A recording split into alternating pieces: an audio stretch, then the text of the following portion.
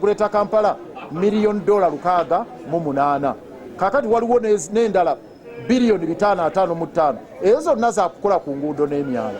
So buvunaanyizibwa bwange okulaba nti ekikumi kya Munnayuganda kisaasaanyizibwa bulungi okutunuuza nkaliriza awo ngenda kuteekawo nnyo amaazi.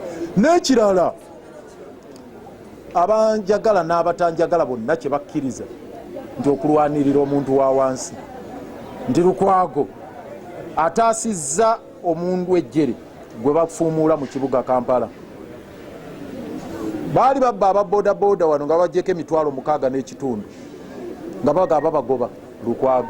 Aba taxi ne babagamba babajjako $12,000 nga gyakimpatiira nenjirwana nenjiyimiriza.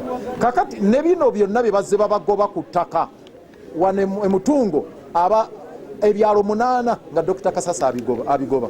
Obutale bwaffe nga abagagga babwekomya. Sente bali ku ddembe eyo Lukwago nenwana nenjinunula.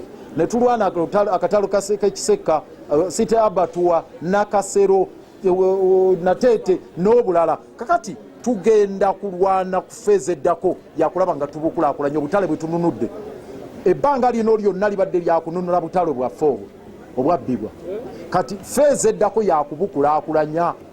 Era ekirungi nti World Bank yatuwaddeyo dda sente ezigenda okuzimba akatale ka Usafi, tugenda kuzimba ak'Ekamwokya, akatale k'Eggaba n'obutale obulala. So feezi eno eddako yakuteeka sira okulaba ng'obutale buzimbibwa ku ssente ez'abagabirizibwa obuyambi okulaba nga abantu balina we bakolera.